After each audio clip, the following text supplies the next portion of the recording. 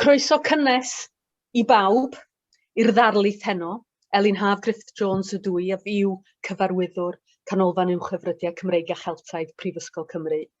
Dwi'n falch iawn o gael cadeirio y noson hon heno ac yn falch iawn hefyd o gael cwmni yr Athro Medwyn Hughes a hefyd yr Athro David Willis fydd yn cyflwyno'r ddarlith. A dwi'n arbennig o falch o weld cynifer o wynebau cyfarwydd a llai cyfarwydd o gwmpas y sgrin heno.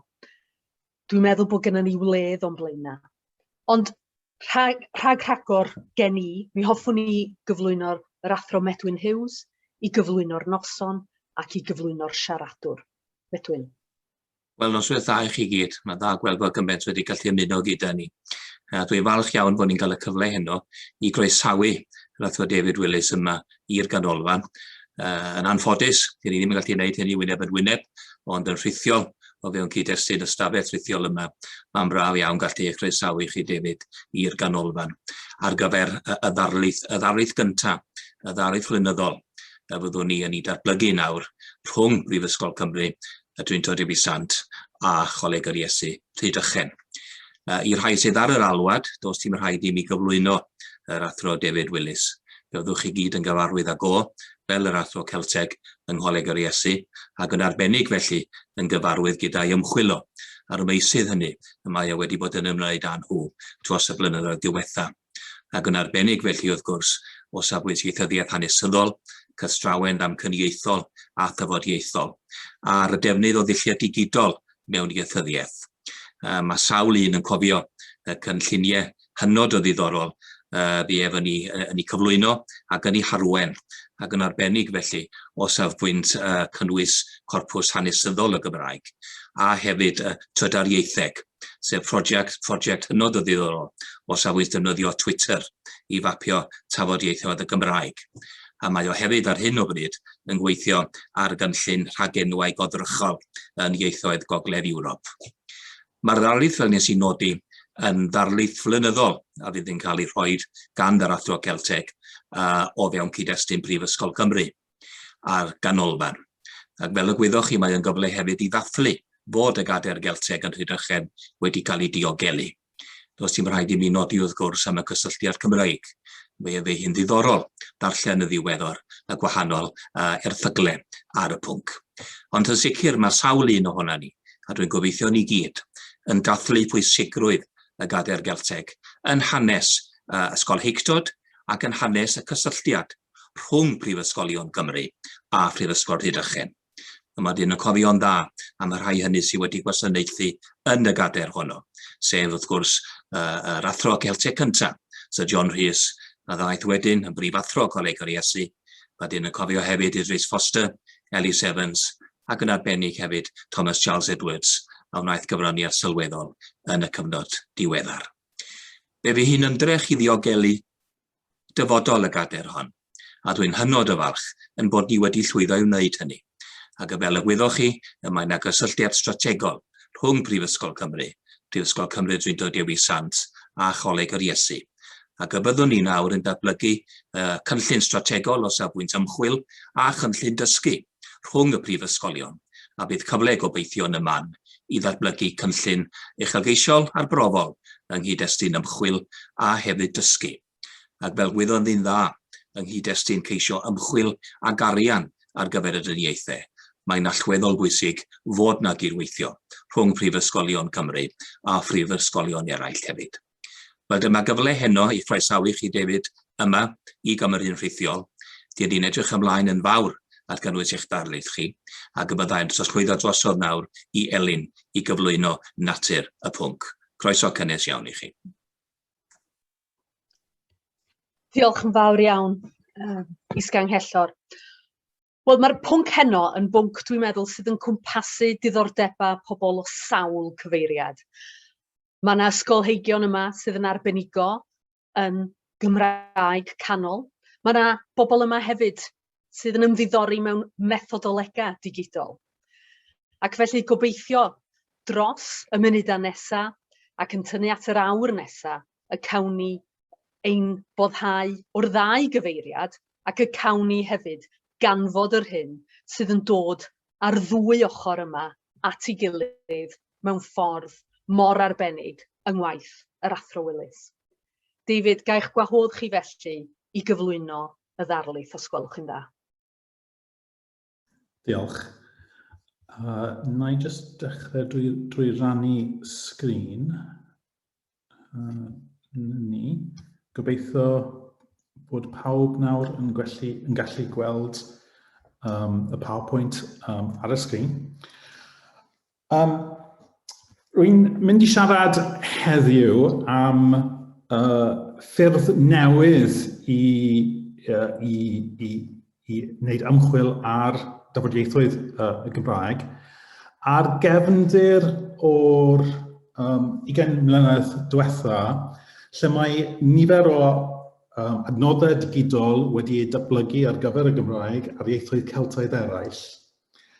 Mae'r adnoddau hynny yn ehangu ystod a natur yr ymchwil sy'n bosib mewn ieithyddiaeth, mewn astudiaethau Celtaidd, a mae'r dulliau digidol hynny a'r adnoddau digidol hynny yn hwyluso'r gwaith o ddarganfod patrymau a raddfa eang dros lawer o lawysgrifau neu destunau, a dyna'r gwaith dwi'n mynd i amlinellu heddiw. Byddaf yn defnyddio nifer o adnoddau newydd, enghraifft y cwpr testunol sydd wedi ei darparu gan brosiect Rhyddiaeth Gymraeg Prifysgol Caerdydd, ac hefyd testunau electronig o gyfnodau eraill yr Oesoedd Canol a ddatblygwyd dan arweinyddiaeth Patrick Sims-Williams sydd yma heddi. Byddai'n defnyddio'r cwrpra hynny yn ogystal â dulliau ystadegol newydd sy'n ein galluogi ni i ehangu'r hyn y gallwn ni nabod am natur amrywiaeth tafodieithol mewn Cymraeg Canol. Felly, i dod â ni at gwestiynau y dydd,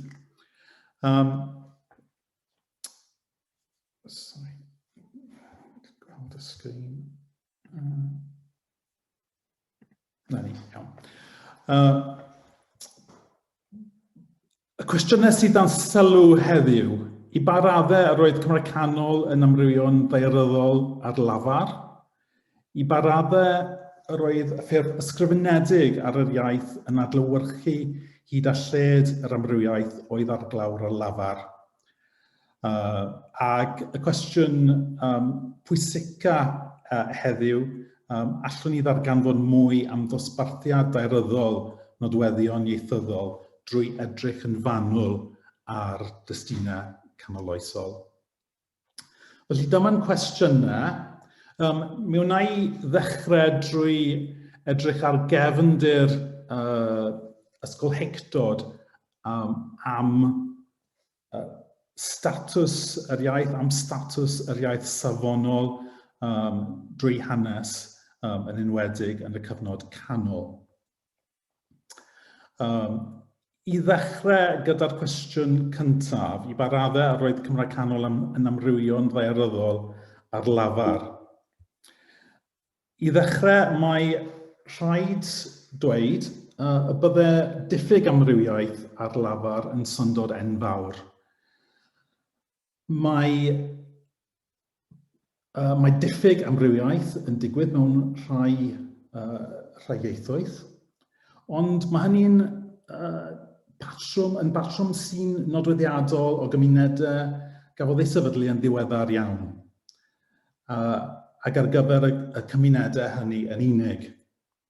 Mae'r cymunedau hynny yn gallu ymddangos neu'n tyfu ar ôl sefydlu tiriogaeth newydd, ac dan yr ymgylchiadau hynny, y mae gwahaniaethau ieithyddol yn tueddu i ddiflannu drwy broses y cyfeirir ato fel lefelu tafodieithoedd neu datblygu tafodieithoedd newydd.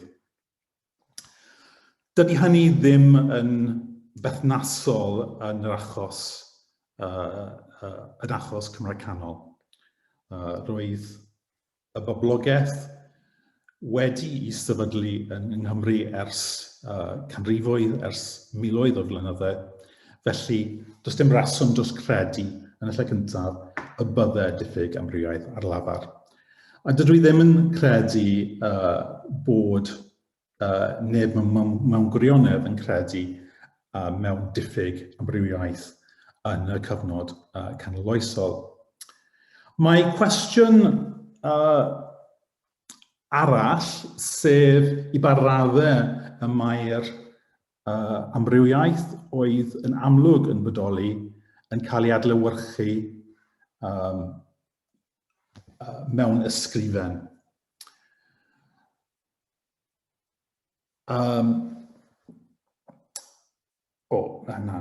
Sorry, wi wedi hepgor y sleid yma. Just cyn mynd ymlaen, wrth gwrs I gadarnhau'r hyn yr wyf newydd I ddweud, mae nifer o dystiolaeth o'r cyfnod canoloesol bod amrywiaeth ar lafar ar gael. Mae nifer o ysgrifenwyr wedi cyfeirio at y gystadleuaeth rhwng nifer o ranbarthau Cymru ynglŷn â pwy oedd ar iaith orau. Mae eraill Cymro yn y dyfyniad ar y sleid yma yn cyfeirio at y gystadleuaeth rhwng Gogledd Cymru a Cheredigion. Ac yn yr ail dyfyniad yna, mae Humphrey Llwyd yn dilyn llwybr eraill Cymro I hawlio bod brydorion Ceredigion ar iaith orau yng Nghymru a iaith y de ymysg most rudest and coarsest because it hath greatest affinity with strange tongues. Yn y farddoniaeth hefyd, y mae cyfeiriadau at dermau ar gyfer y tafodieithoedd. Gwyndodeg, gwenhwyseg a dehebartheg. A yma leia yn awgrymu bod cydnabyddiaeth o wahaniaethau, neu o leia bod pobl yn teimlo bod nhw'n perthyn I dafodiaeth. Felly, enghraifft mae Dafydd Benfras mewn awdl yn moliannu Dafydd ap Llywelyn o Ynys Môn yn cyfeirio at ei wyndodeg I hun. Nhw I bîm erioed medru Saesneg, ni wn ymadrawdd o ffrawdd Ffrangeg, pan geisiais I esill o enilleg, camoedd neud ydoedd yn wyndodeg. Dyma enghraifft arall gan Casnodyn yn gynnar yn y 4edd ganrif ar 10. Mae geiriau golau gwyl wyndodeg, miawir, moli hil rhi, hawl rheg, meithir y cludur clod anrheg, tafawd, mor ddidlawd fy ngwawd yn ngwengwiseg. Felly y ddwy dafodiaeth yn cael sylw yma. Ond, bod cydnabyddiaeth o amrywiaeth ar lafar, mae ideoleg iaith safonol yn maes ynglŷn â'r ffurf ysgrifenedig ar yr iaith. Mae John D. Phillips newydd ddweud bod medieval texts are written in a very homogeneous standard language which existed alongside various regional colloquial varieties of Welsh. Mae Daniel Hughes yn cytuno, gan ddweud yr oedd y Gymraeg yn y cyfnod yn anffodus ymhell ar y blaen i'r Saesneg. Mae'n adnabyddus bod amrywiaeth tafodieithol yn y Saesneg yn y cyfnod yn enfawr. Yr oedd hi eisoes i raddau helaeth yn iaith ysgrifenedig lenyddol safonol, heb I britho gan nodweddion tafodieithol. Dyma ddyfyniad arall, ag agwedd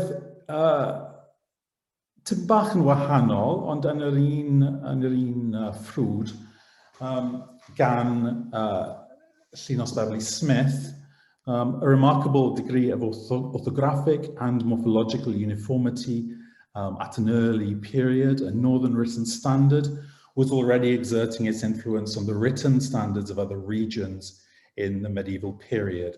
It is the standardization, not the dialectal variance of the written Welsh language, which deserves emphasis, even if, as is possible, the surviving prose texts of the 15th century show some deterioration from the standards of an earlier period. Dyma bwyslais arall ar safoni, ond hefyd cyfeiriad at gwestiynau o diriwiad neu o newid efallai, ac mae'n gwneud hawl pendant fydden arwydd o safoni, sef bod llawysgrifau o ranbarthau eraill yn dangos olion safon o'r gogledd. A dyma rhywbeth sy'n bwysig. Sut y byddwn ni'n gwybod pe bai yna safon? Wel, y ffordd orau I wybod hynny fydde gweld ysgrifenyddion o ranbarthau eraill yn defnyddio ffurfiau yn ysgrifenedig nad oedd yn rhan o'i iaith lafar ei hunan.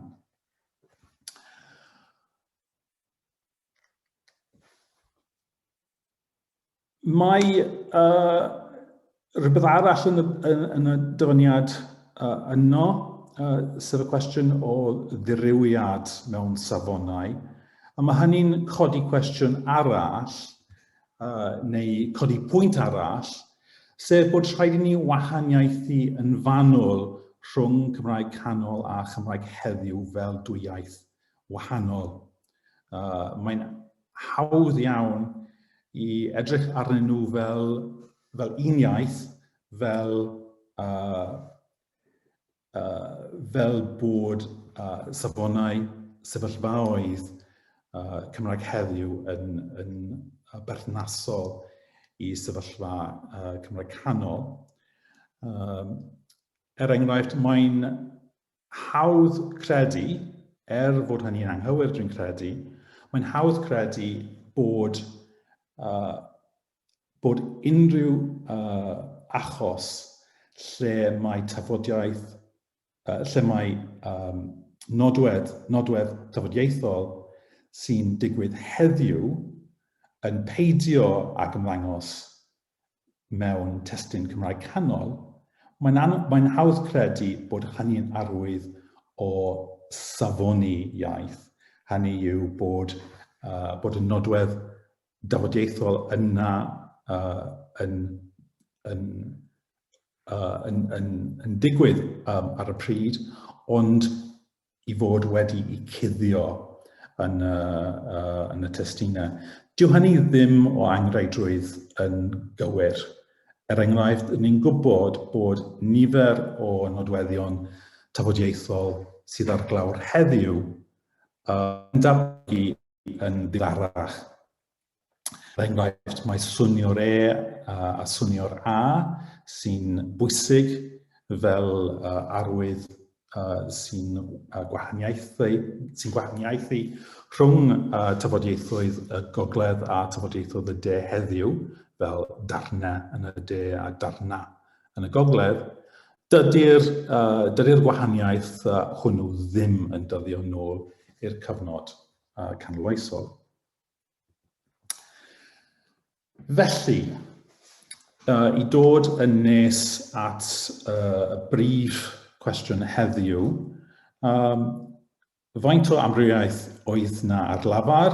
Yr ateb yn y marn ni yw digon. Dim cymaint a heddiw, ond llawer ers hynny.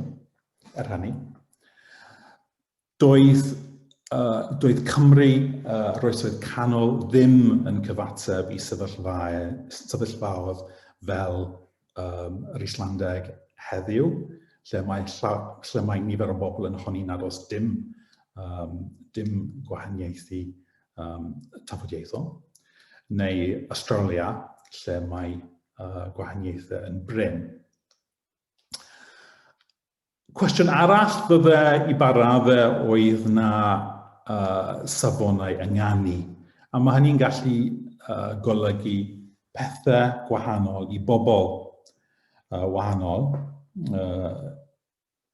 Mae safonau ynganu yn gallu golygu bod pobl yn defnyddio neu yn cydnabod pwysedd i siarad i ynganu yr un yn gyffredinol yn ei bywydau bob dydd, neu dim ond wrth ddarllen testunau ysgrifenedig, neu wrth siarad ar goed yn unig, neu yn unig mewn barddoniaeth. Ac mae'n debyg nad oedd dim safonau ynganu yn gyffredinol yn y cyfnod canoloesol, wrth gwrs roedd safonau barddoni ar y pryd, a ni'n gwybod llawer am y gramadegau sy'n oedd yn disgrifio rheolau barddoniaeth. Ond beth am yr iaith ysgrifenedig nawr? Yn lle cyntaf, mae'n amlwg bod llawer o wahaniaethau mewn sillafiad, ac mae'r gwahaniaethau hynny i ryw raddau yn adlewyrchu nid yn unig systemau sillafu yn unig, ond tu ôl i'r systemau sillafu wahaniaethau seinegol, gwahaniaethau morffolegol a gwahaniaethau cystrawennol. Enghraifft, wrth baratoi'r ddarlith yma, oedd yn rhaid i mi chwilio am yr holl sillafiadau y gair offeiriad yn y llawysgrifau dan sylw, a dyna 16 ohonyn nhw. Felly, dyw hynny ddim yn arwydd o iaith lle mae'r iaith ysgrifenedig wedi i safoni eto. Mi greda felly bod modd defnyddio y testunau i greu golygfa ar amrywiaeth a strwythur yr amrywiaeth, a bod dulliau digidol, hynny drwy ddefnyddio nifer fawr o destunau sydd ar glawr yn electroneg yn gallu yn helpu i wneud hynny. Felly, at graidd y sgwrs heddiw. Byddai'n disgrifio canlyniadau edrych ar 15 o nodweddion ar gyfer 15 o lawysgrifau Cymraeg Canol. Byddai'n defnyddio digidol a byddai'n disgrifio hynny mewn eiliad. Dwi'n defnyddio dull o'r enw graddio aml multidimensional scaling yn Saesneg i ddarlunio patrymau tebygrwydd neu wahaniaeth rhwng lawysgrifau. Na i fynd drwy enghraifft ar y sleid nesaf, ond i ddisgrifio'r dull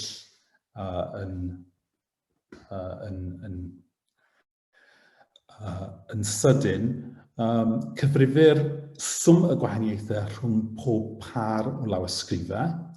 Mae hynny'n creu matrix pellteroedd.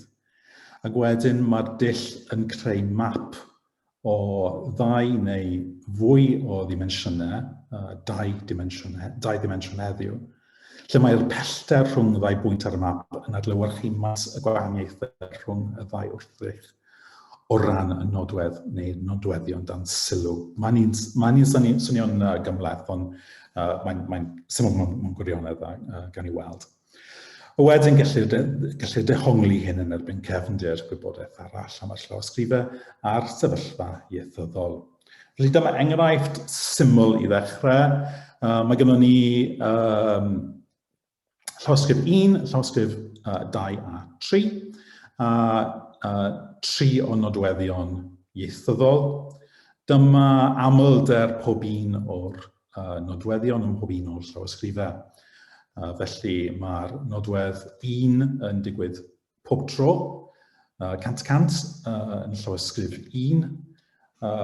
Hanner yr amser, 50% dim o gwbl yn llawysgrif 2, 10% ar un peth yn llawysgrif 3, 10%.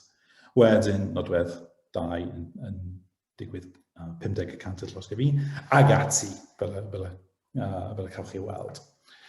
Mae'r dull yn cyfru faint gwahaniaethau, felly mae llawysgrif 1 yn gwahaniaethu oddi wrth llawysgrif 2 100% o ran nodwedd 1, a felly mae'n cyfru 100 pwynt o wahaniaeth.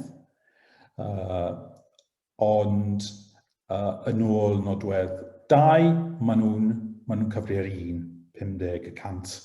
Felly dim gwahaniaeth. Ac yn ôl nodwedd, o ran nodwedd 3, maen nhw'n gwahaniaethu 50%. Felly mae hynny'n golygu bod cyfanswm y gwahaniaethau yw 150. Ni'n mynd ymlaen fel hyn, ac mae graddio aml ddimensiwn yn troi y rhestr, trwy'r matrix pellteroedd yn fap sy'n rhoi darlun gweledol o'r gwahaniaethau. Felly, yn yr achos yma, mae llawysgrif 1 yn bell oddi wrth rhai eraill, ac ond mae llawysgrif 2 yn nes at llawysgrif 1 nag y mae llawysgrif 3. Felly ni'n cael darlun o'r gwahaniaethau.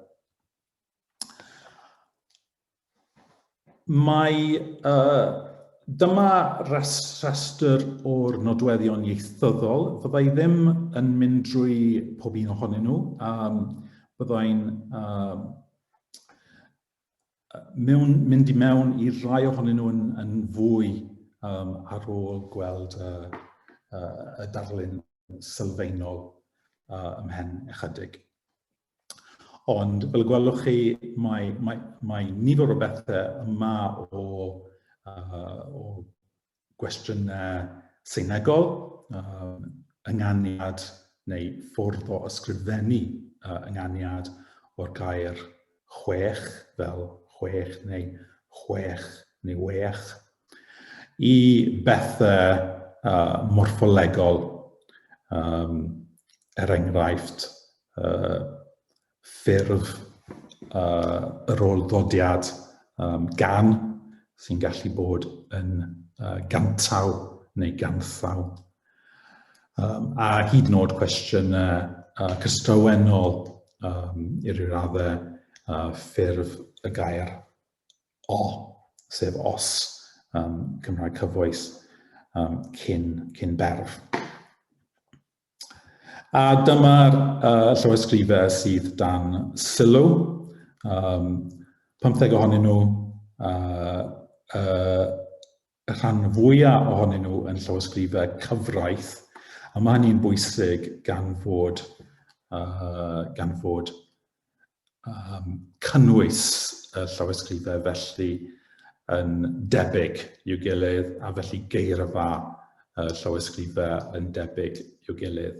Felly os ydych chi'n chwilio am gair penodol i ddarganfod beth yw sillafiad y gair hwnnw yn y llawysgrifau, mae'n debyg iawn y bydd y gair naill ai ym mhob un o'r llawysgrifau neu heb fod yn yr un ohonyn nhw.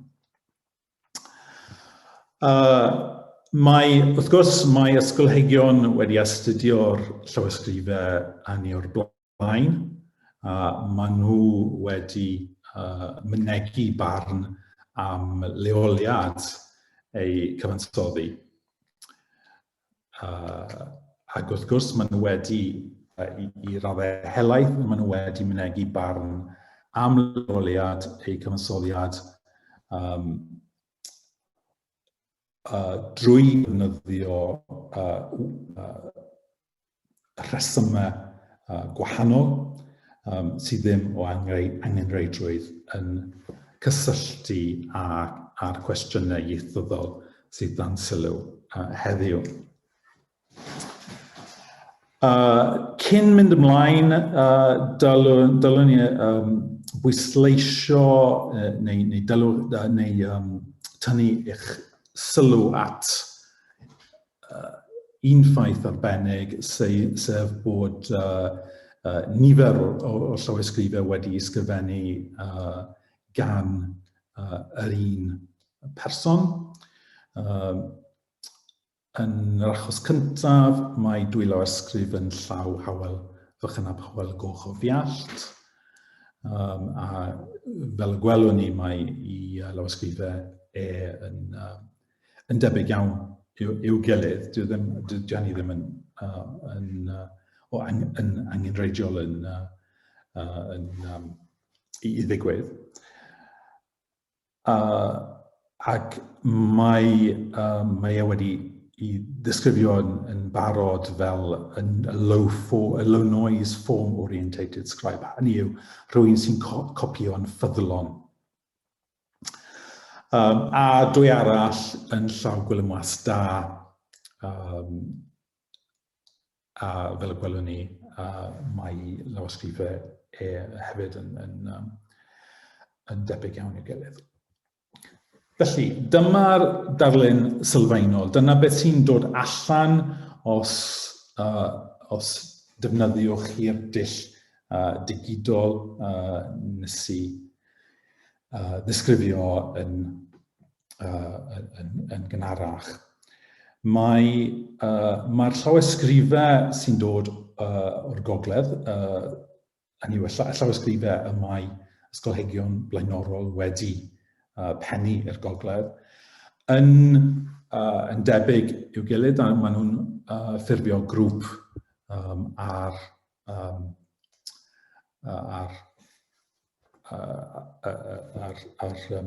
ardal uchaf y graff. Mae llawysgrifau yn llaw Hywel Fychanaf Hywel Goch o Fiallt gyda'i gilydd rhwng y llawysgrifau hynny a grwpiau eraill. Mae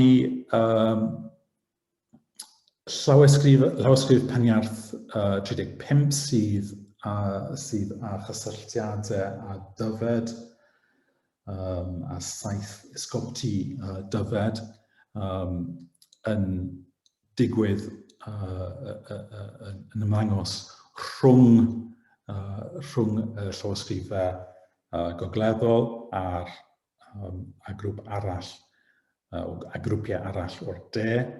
Mae Llansepan 116 o gredigion sydd hefyd yn weddol diweddar yn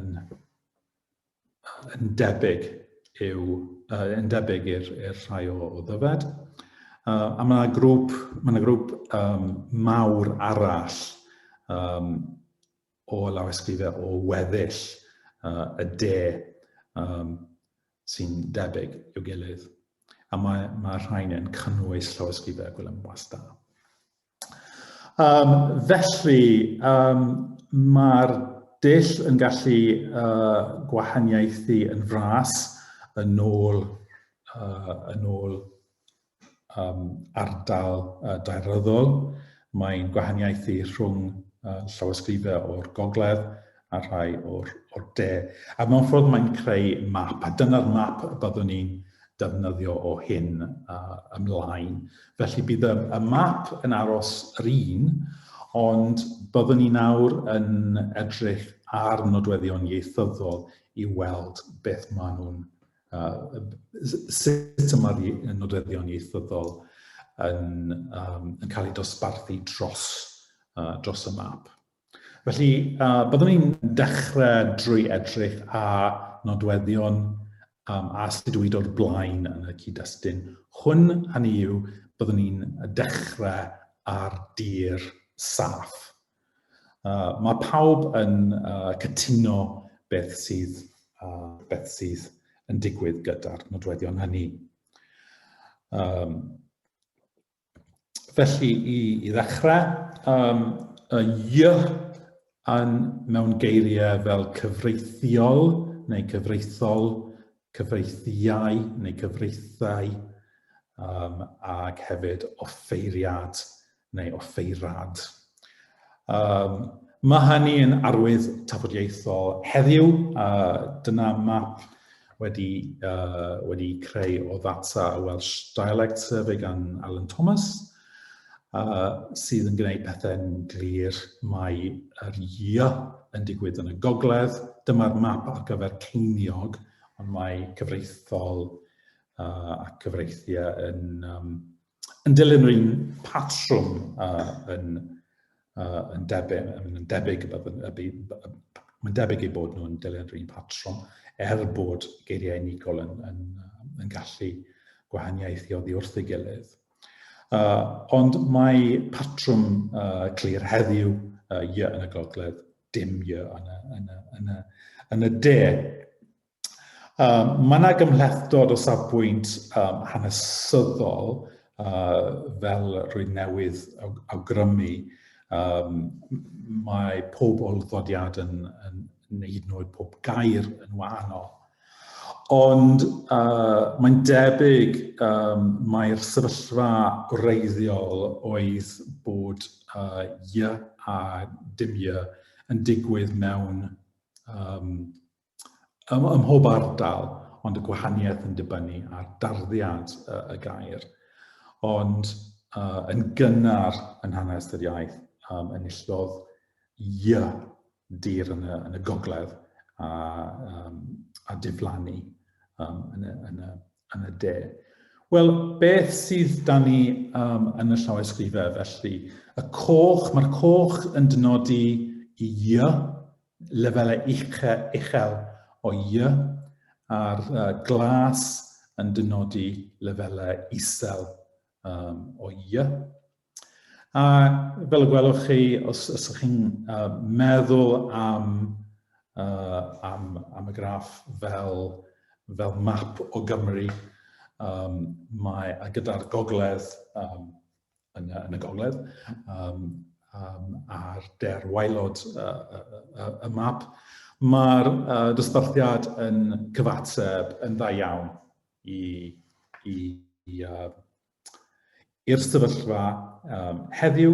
Y llawysgrifau gogleddol yn dangos lefelau uchel o a'r llawysgrifau deheuol yn dangos lefelau isel o Ac wrth gwrs, dyw hynny ddim yn syndod. Dyna yn union beth mae Peter Wyn Thomas wedi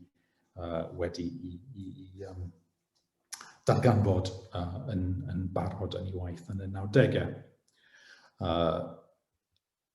Awn ni ymlaen at nodwedd arall, sef gantaw a genti. Dyna ffurfiau personol o'r ddodiad gan, sy'n gallu digwydd gyda ty neu th, wedyn ddy.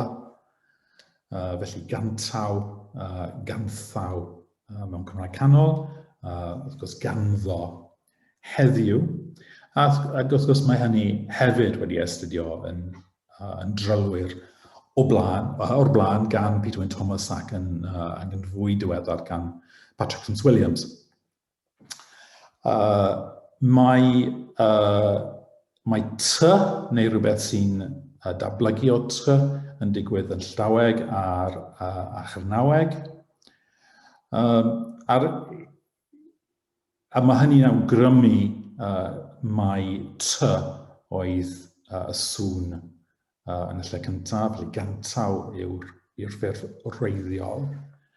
Ac mae'n debyg bod th yn ymddangos yn y gogledd trwy cydweddiad ac o ddodiad eraill fel ynddo.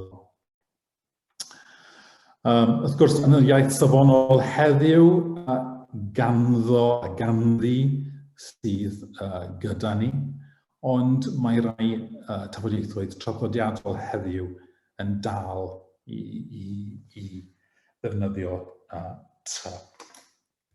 Felly eto, beth sydd da ni yn y llawysgrifau, eto mae'r darlun yn cyfateb mwy neu lai i sefyllfa a ddisgrifiwyd gan Peter Wyn Thomas.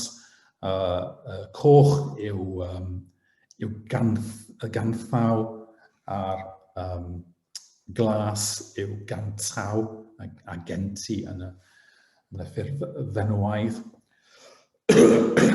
A'r patrwm daearyddol eto yn glir.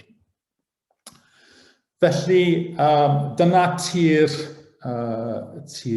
adnabyddus. Awn ymlaen nawr i tir ychydig bach yn llai adnabyddus. Dyma nodweddion eraill sydd â dosbarthiad daearyddol heddiw, felly gallwn ni gymharu sefyllfa Cymraeg Canol a sefyllfa heddi. Felly i ddechrau, 6, dyma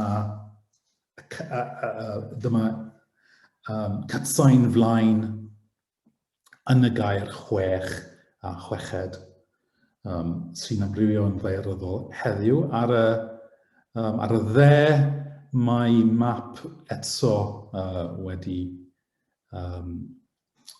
ar sail y Welsh Dialects Survey yn dangos y dosbarthiad heddiw, chw yn y gogledd, mewn glas, a chw neu w, chwech neu wech, yn y de mewn pinc a choch.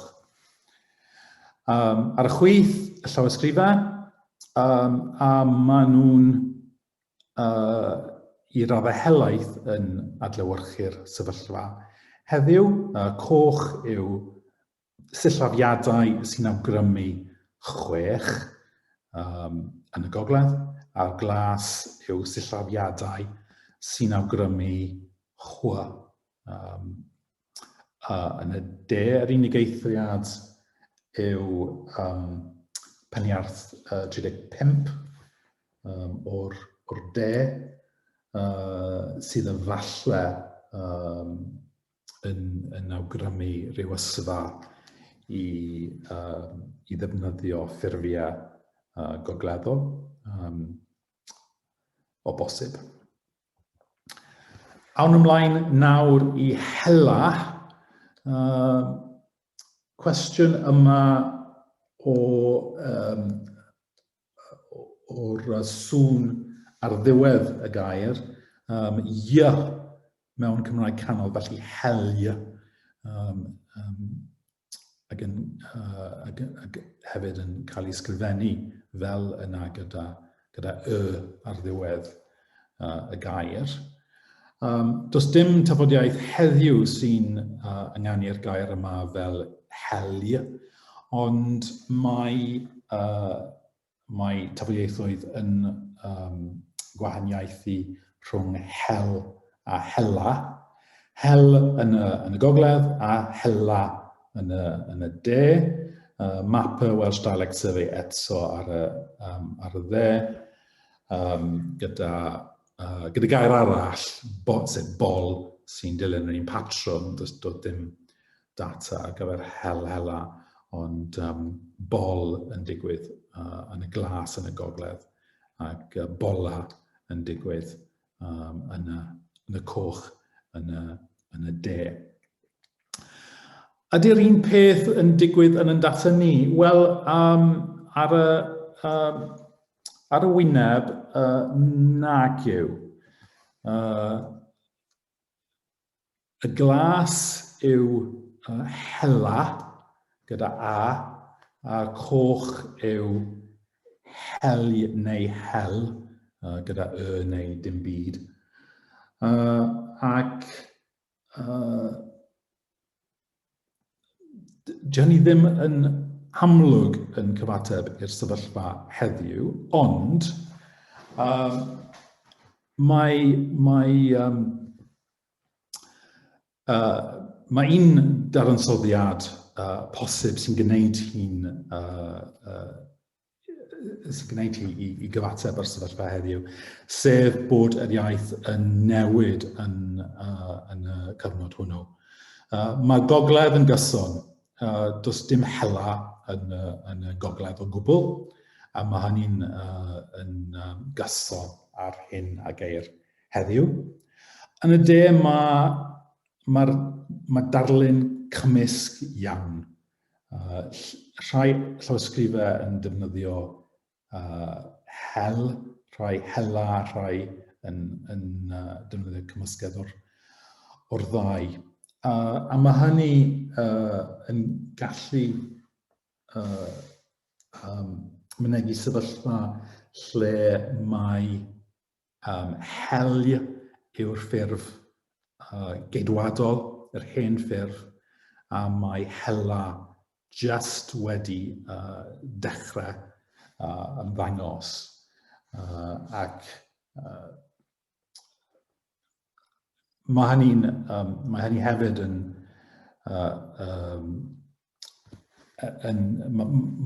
mae'r syniad yma yn cael ei gryfhau hefyd gan y ffaith bod y llawysgrifau diweddarach ymysg rai sy'n defnyddio lefelau ucha y sillafiad newydd hela.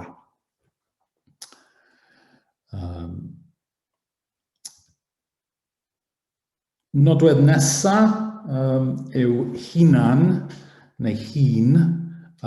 Dyma'r ragenw culyddol fy hun, fy hunan.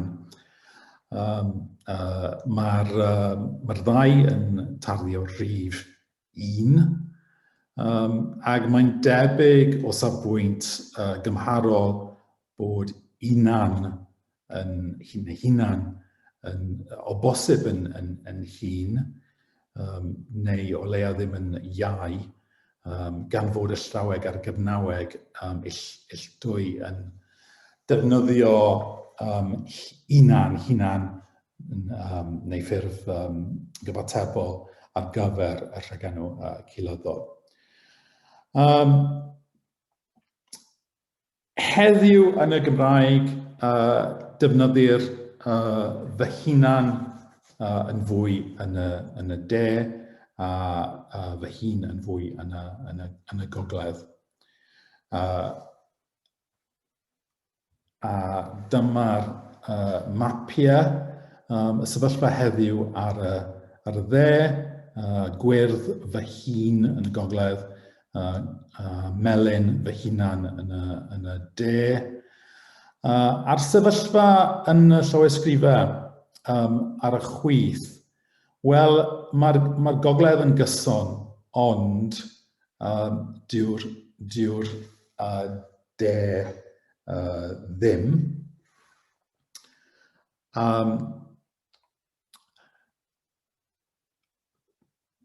beth mae hynny'n I olygu? Wel,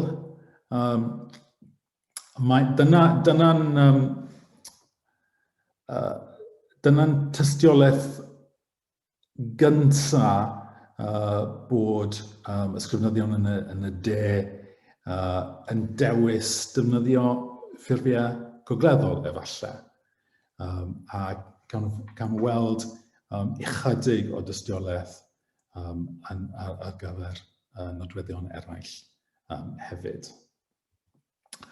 Mae pethau yn wahanol yn y lluosog, hynny yw eu hunain, themselves, ac mae'n wahanol hefyd heddiw. Mae hunain yn y mwyafrif ym mhob man heddiw, ac mae yn y mwyafrif ym mhob man yn y llawysgrifau ni. Ond noder bod rhai llawysgrifau yn defnyddio ei hun, a mae'n anodd gwybod sut I ddadansoddi hynny.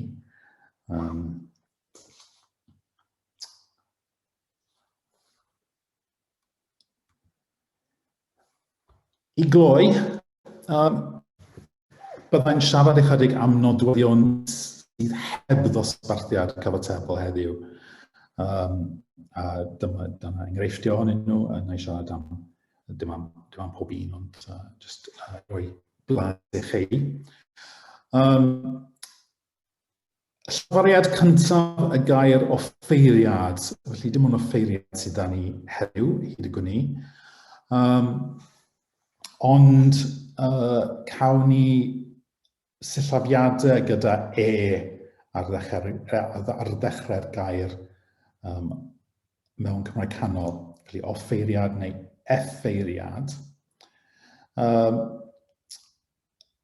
Beth yw hanes y gair? Efallai effeiriad yn wreiddiol, byddwn ni'n ddisgwyl oddi wrth y tyfyniad iad cael effeithiad yn y llyfariaid blaenorol. Ac o bosib mae offeiriad yn dangos effeithiau cydweddiad y gair offeren. Os felly, ag wrth edrych ar y graff, mae lefelau offeiriad yn uwch yn y de, a gallai hynny olygu bod offeiriad yn ffurf newydd yn lledu o'r de i'r gogledd. Ond wrth gwrs rhaid bod yn betrisgar ar hyn o bryd o leia. Wedyn, dywespwyd, dyna gair sydd wedi diflannu mwy neu lai, ond dim cweit yn gyfan gwbl heddiw. Dywespwyd am dywedwyd, felly ffurf amhersonol, gorffennol, y ferf dwedyd, dweud, mae hynny'n amrywio rhwng dywespwyd a dywedpwyd, ac wrth gwrs wedyn dywedwyd. Mae dywespwyd yn ymddangos ar batrwm roespwyd yn enwedig, hefyd aithpwyd, ac am ffurfiau fel closepwyd a dechreuspwyd mewn Cymraeg Canol hefyd weithiau. Mae rai tafodieithoedd heddiw yn defnyddio gwespwd a gwynespwyd tafodieithoedd y de, neu o leia roedd Lewis a Pedersen yn dechrau'r 20fed ganrif yn rhoi dystiolaeth am hynny. Ac yn y llawysgrifau mae'n amlwg I fod yn nodweddiadol o lawysgrifau o'r de gan fwyaf, ond Un eithriad, does dim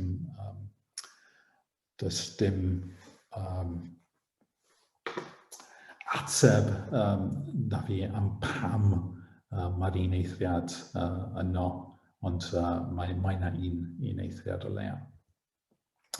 Adnodwedd olaf paniw, mae hynny'n anodd iawn.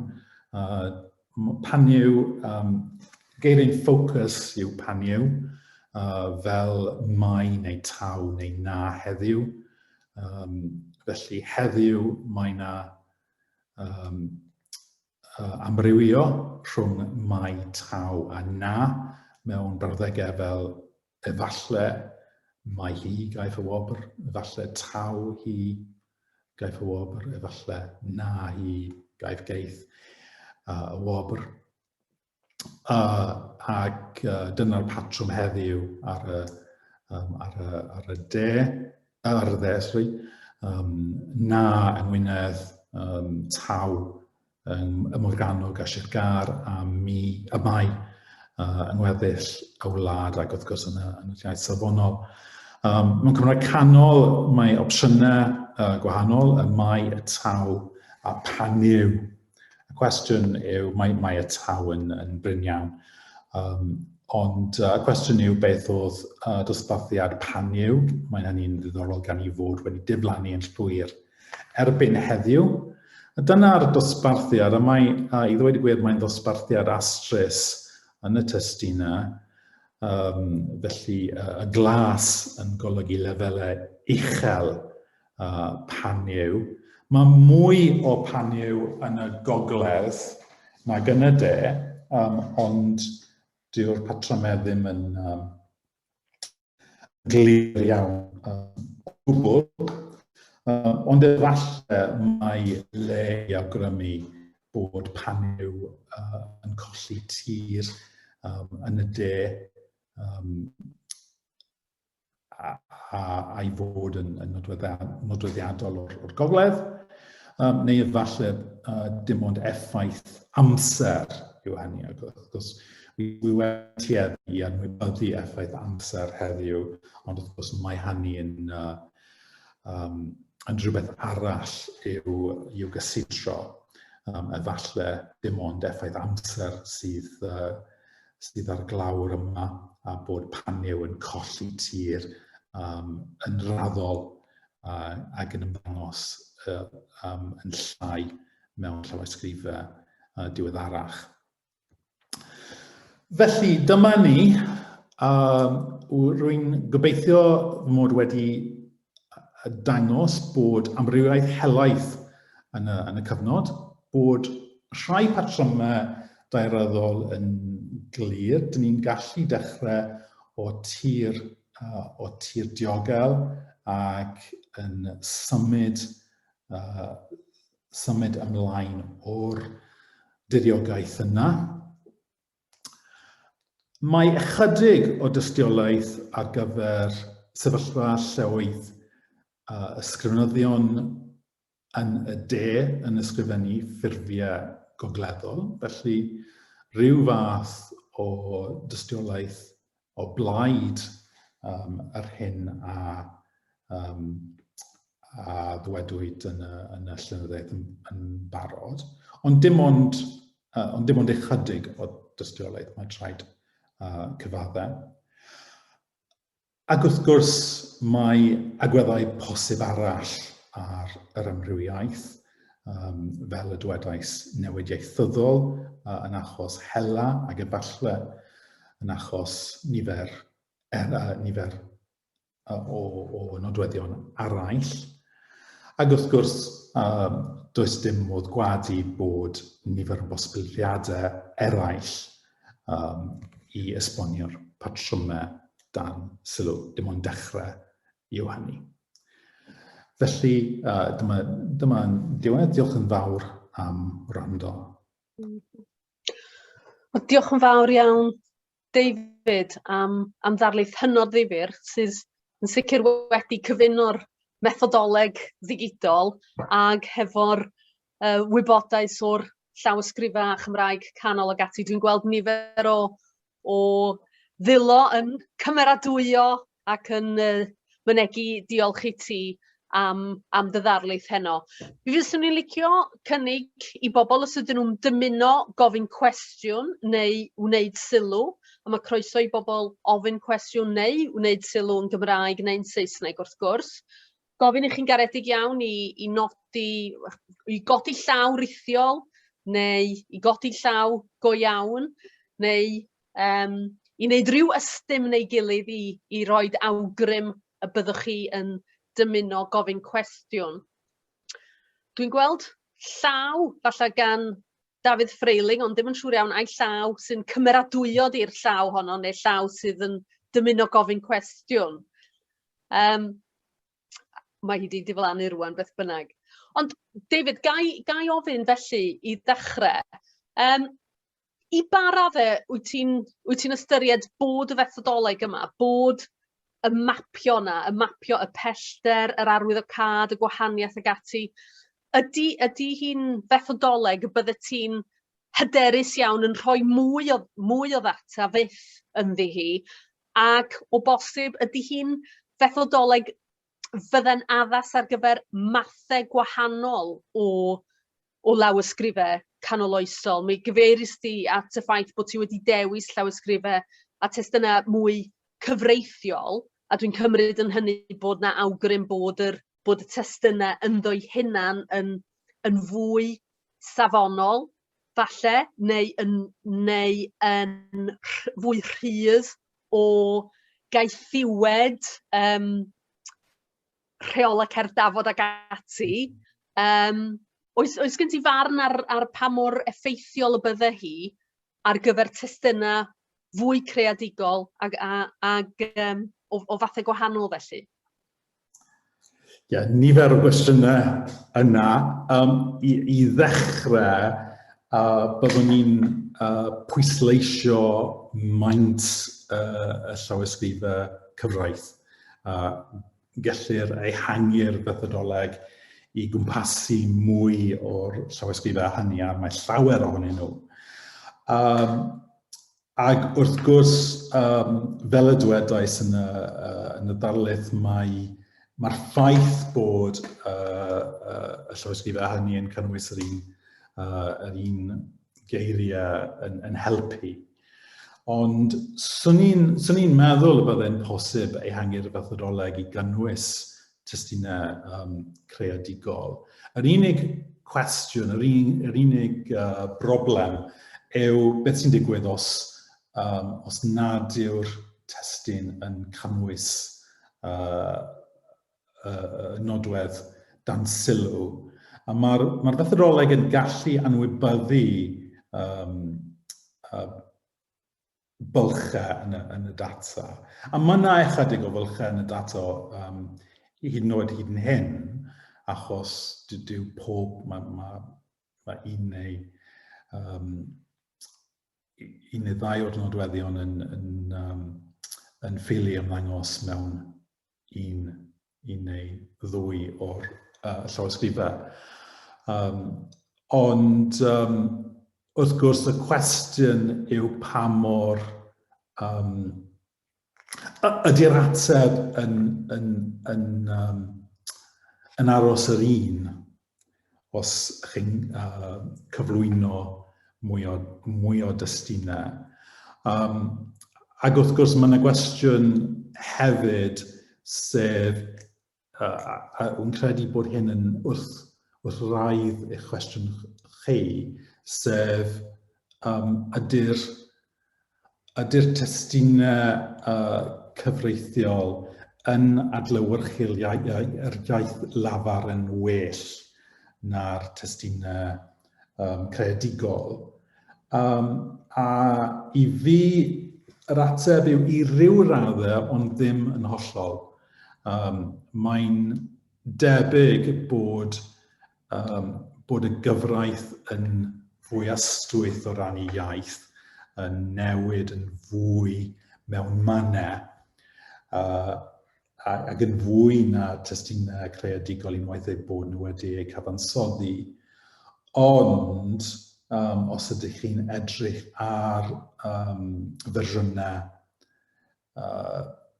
gwahanol chwedlau yn Mabinogi ag ati, maen nhw yn gwahaniaeth i ryw raddau. Byddai'n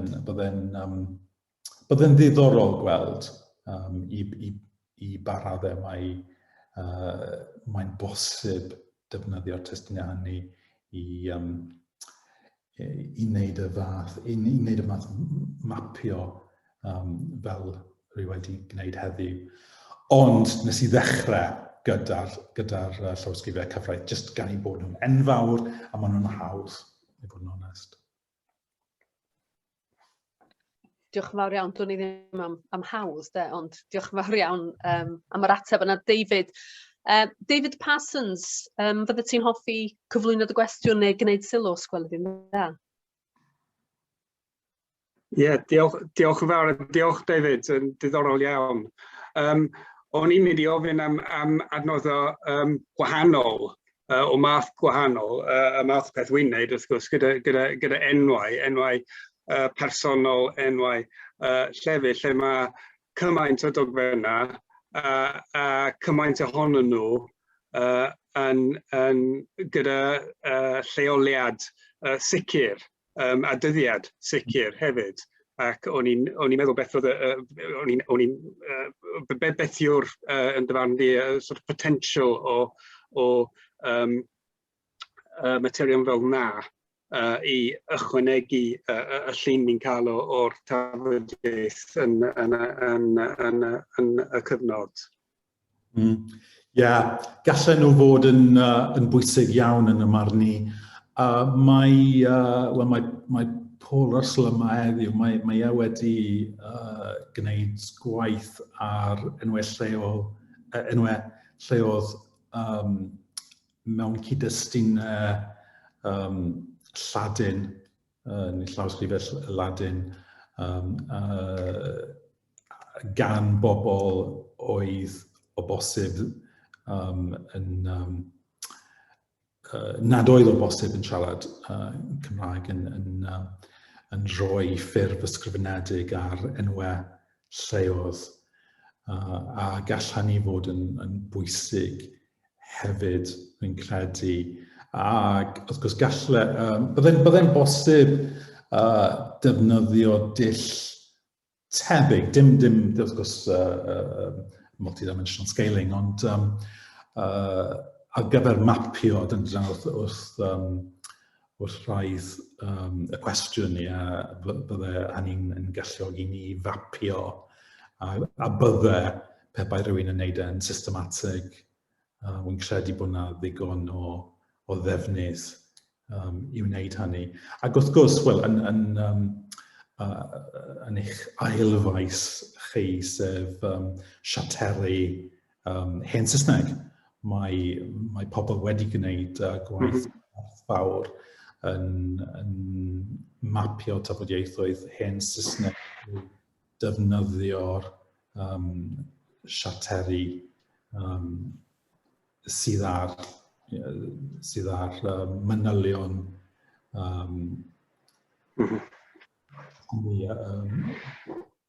manwl lle am leoliad a personol. Diolch. Diolch yn fawr iawn, David. A David, oes yna unrhyw sylw pellach neu unrhyw gwestiwn pellach gan unrhyw un? Trwy edrych o gwmpas y stafell yma I weld os oes yna arwydd o gwestiynau'n dod neu sylwadau'n dod. David, ga I ofyn I chi, felly, beth sydd yw'r camau nesaf gennych chi ynglyn â'r gwaith yma? Sut ydych chi eisiau mynd efo yn ei flaen, felly? Wrth gwrs, y cam nesaf yw ehangu, a'r cwestiwn yw pryd I stopio. Mae'r map I hun, dwi wedi chwarae gyda'r map. Os ydych chi'n defnyddio, heddiw dwi wedi defnyddio 15 o nodweddion. Beth sy'n digwydd os ydych chi'n defnyddio llai na hynny?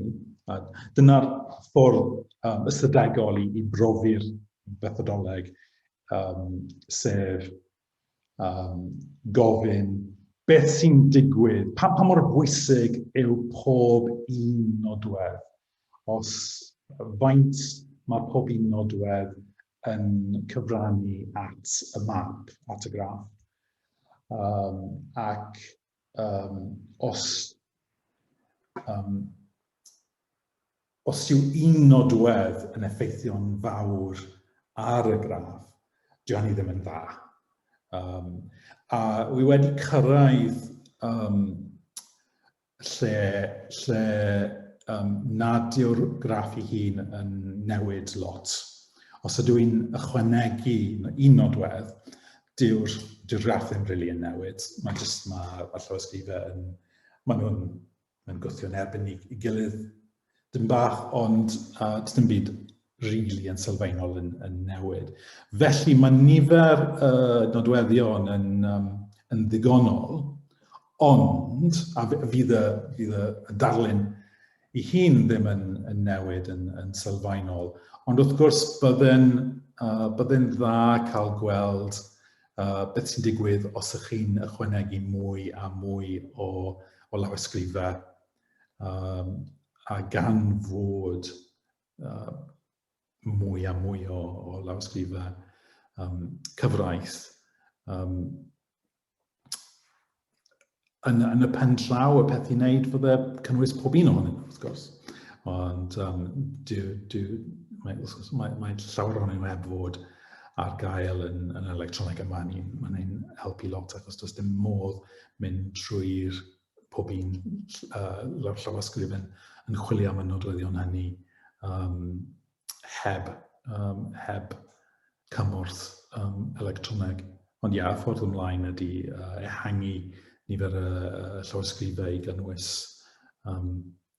mwy a mwy o lawysgrifau. A fel o'ch chi'n gofyn yn y cwestiwn gyntaf, i weld i barad y mae'n gallu ymdopi a thestunau eraill o fathau eraill, o thestunau creadigol ag ati. Diolch yn fawr iawn. Mae gwestiwn wedi dod i fewn gan Ffion Mair. Dwi'n yn gwybod os wyt ti'n dymuno gofyn y cwestiwn, Ffion, neu wyt ti am i mi ddarllen y cwestiwn? Y cwestiwn ydy,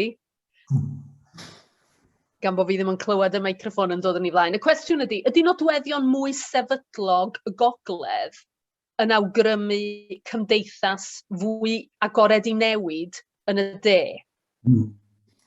Cwestiwn pwysig, ia. A dyna gwestiwn oedd wraidd y prosiect rili yn y lle cyntaf, achos mae pobl wedi cysylltu cymdeithasau sefydlog a diffyg newid ieithyddol.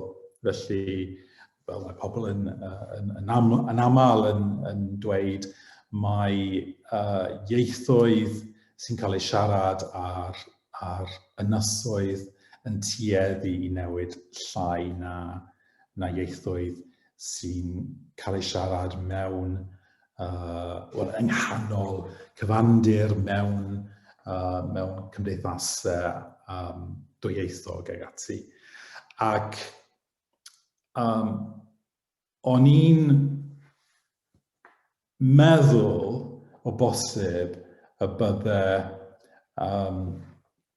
bydde modd gwybod o le mae pethau newydd yn dod. Enghraifft, mae pobl yn tueddu i feddwl bod cyswllt iaith yn achosi newid ieithyddol, ac wrth gwrs mewn cyd-destun Cymraeg, mae hynny'n golygu y byddwch chi'n disgwyl i newid ieithyddol ddechrau, o bosib yn y de wrth mewn cymuned dwyieithog, amlieithog rhwng y Gymraeg, y Ffrangeg a Saesneg. Ond wrth gwrs, mae yna ddadansoddiad arall, sef bod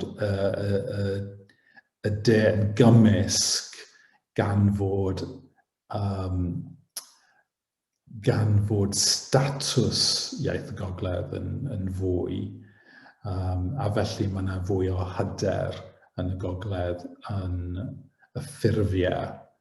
A felly pan welwn ni dylanwad y gogledd ar ffurf ysgrifenedig yr iaith yn y de, mae hynny'n gallu golygu bod dylanwad oddi wrth statws iaith y gogledd sydd ar glawr. Felly, anodd gwybod i'r ateb, ond dyna gyfeiriad pwysig. A dyna beth mae pobl wedi digwydd ar gyfer ieithoedd eraill. Cwestiwn pwysig yn Norwy, er enghraifft, yn y cyfnod yw o le daeth newid ieithyddol ai o'r môr a pobl yn dod i mewn o'r Almaen yn dod dim yn dod a newidiadau ei hun, ond creu awyrgylch amlieithog lle roedd hi'n fwy tebygol bod rhywbeth yn newid. A mae hynny'n gwestiwn pwysig ar gyfer Cymru hefyd. Ydy, yn sicr. Diolch yn fawr iawn am yr ateb yna hefyd, David. Mae yna un cyfle olaf falle, os oes yna unrhyw un arall am ofyn cwestiwn. Dwi'n edrych o gwmpas yn gyflym iawn neu i wneud unrhyw sylw. Ond os... Mae yna gwestiwn yn y chat. Oes? Gan Martin Robson-Riley.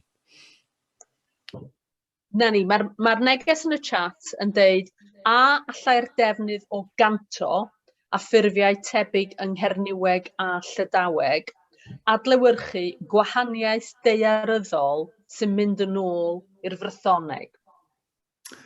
Yr ateb syml yw galle, ond anodd gwybod.